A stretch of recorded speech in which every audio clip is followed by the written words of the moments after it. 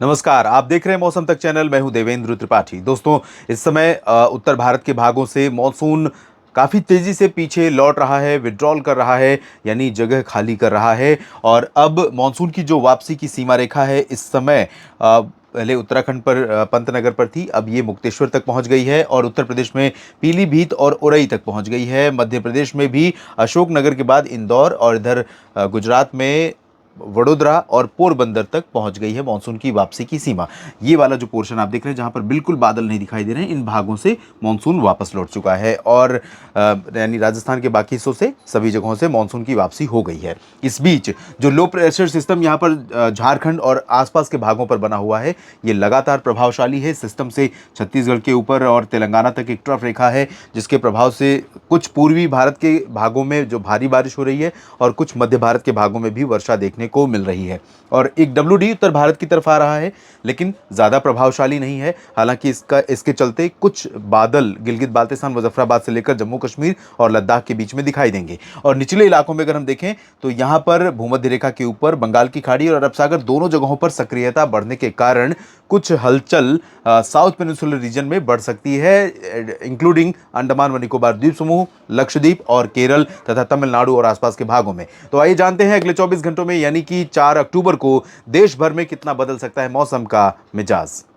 तो जहां से मॉनसून की वापसी हो गई है, जिसमें जम्मू कश्मीर में हालांकि अभी भी गुलमर्ग से होकर मानसून की अक्षीय रेखा वापसी की सीमा रेखा गुजर रही है और साथ ही साथ धर्मशाला से होकर गुजर रही है यहाँ से और यहाँ पर मुक्तेश्वर से। तो अभी कुछ हिस्से बाकी रह गए हैं पर्वतीय क्षेत्रों में जहां से मानसून की वापसी होनी है, लेकिन अगले 2-3 दिनों में इन भागों से भी मानसून लौट जाएगा। और मानसून के लौटते ही जो भी डब्ल्यूडी यहाँ पर पहुंचेंगे, उनका असर, उनका जो प्रभाव रहेगा वो उत्तर भारत के पर्वतीय क्षेत्रों पर बढ़ने लगेगा धीरे धीरे। एक डब्ल्यूडी यहाँ से गुजर रहा है, थोड़ा सा असर रहेगा, लेकिन पर्वतीय क्षेत्रों में जम्मू कश्मीर में यहाँ पर थोड़े बादल दिखाई देंगे, थोड़े लद्दाख के ऊपर, बाकी पर्वतीय क्षेत्रों में पंतनगर और आसपास के भागों में इस सिस्टम का प्रभाव रहेगा, थोड़े से बादल दिख सकते हैं। बाकी चाहे वो देहरादून हो, ऋषिकेश हो, हरिद्वार या मसूरी, नैनीताल, पिथौरागढ़, सभी जगहों पर शुष्क मौसम रहेगा। शिमला, धर्मशाला, चंपावना से लेकर डलहौजी और सारे जो हिल स्टेशंस हैं, सभी जगहों पर ब्राइट सनी स्काई और ब्राइट कह सकते हैं कि चांदनी भी रात जो होगी वो चांदनी रात होगी। और जम्मू कश्मीर में भी सिमिलर कंडीशन रहने वाली है। और पंजाब, हरियाणा, दिल्ली से लेकर राजस्थान और उत्तर प्रदेश के पश्चिमी भागों में इन सभी जगहों पर शुष्क मौसम और साफ आसमान की संभावनाएं हैं।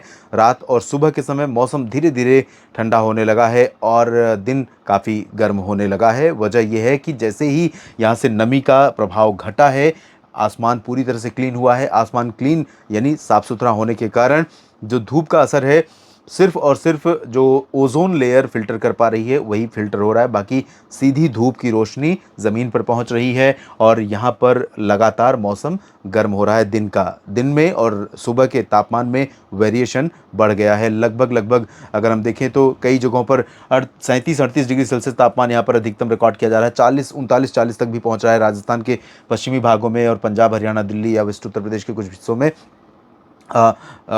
पंजाब में दक्षिणी भागों में खासतौर पर।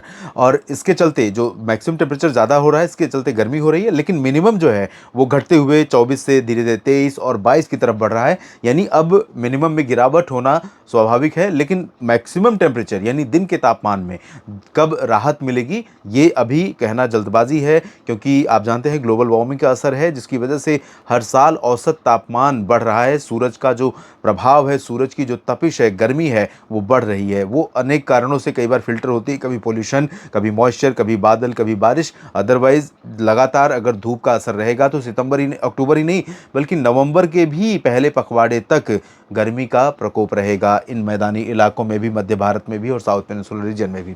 फिलहाल यहाँ पर ड्राई वेदर रहेगा। इधर गुजरात में सौराष्ट्र और कच्छ से लेकर पोरबंदर, ये जो पूर्वी रीजन है, इन सभी भागों में शुष्क मौसम की संभावना है। पश्चिमी मध्य प्रदेश में लगभग सभी जगहों पर शुष्क मौसम रहेगा और पूर्वी भागों में भी बारिश का जो दायरा है वो सिमट रहा है। हालांकि 24 घंटों के बाद 5 अक्टूबर को थोड़ा सा बारिश फिर से यहाँ पर उमरिया और अनूपपुर, कटनी, शहडोल इन भागों में बढ़ सकती है, यानी फिर से बारिश शुरू हो सकती है। हालांकि वो बहुत ज़्यादा इंटेंस स्पेल नहीं होगा, लेकिन रीवा, सीधी, सिंगरौली में अगले 24 घंटों में हल्की से मध्यम बौछारें गिर सकती हैं। मध्य भारत के बाकी हिस्सों में विदर्भ का जो रीजन है, मराठवाड़ा का रीजन है, मध्य महाराष्ट्र का उत्तरी हिस्सा है, अहमदनगर और पुणे के ऊपर का, इन सभी भागों में अधिकांश जगहों पर शुष्क मौसम पूरी तरह से रहेगा। ड्राई विंड्स इन सभी जगहों पर चल रही हैं। मुंबई और पुणे से लेकर सतारा, कोल्हापुर और रत्नागिरी, सिंधुदुर्ग के बीच में, रायगढ़ के बीच में थोड़ी बहुत वर्षा कोंकण, गोवा और मध्य महाराष्ट्र का जो सटा हुआ रीजन है, इन भागों में रिकॉर्ड की जा सकती है। इधर छत्तीसगढ़ और ओडिशा के भागों में आप देखिए कितना शार्प चेंज है कि धीरे धीरे सिस्टम जब ऊपर पहुंचा और हवाओं का रुख यहाँ पर रहा तो सीधे क्लियर वेदर दिख रहा है। हालांकि क्लियर वेदर इस तरह से नहीं रहेगा। रायपुर से लेकर यहाँ पर सुकमा, दंतेवाड़ा, दुर्ग के बीच में थोड़े बहुत बादल रहेंगे और सिमिलर वेदर कंडीशन यहाँ पर रहेगी। दक्षिणी ओडिशा में बादल रहेंगे, लेकिन बारिश की उम्मीदें इन दोनों राज्यों के दक्षिणी भागों में नहीं है। अंबिकापुर, कोरिया, सरगुजा समेत ये जो उत्तरी छत्तीसगढ़ का हिस्सा है, यहाँ पर आज की तुलना में कल बारिश बहुत कम हो जाएगी।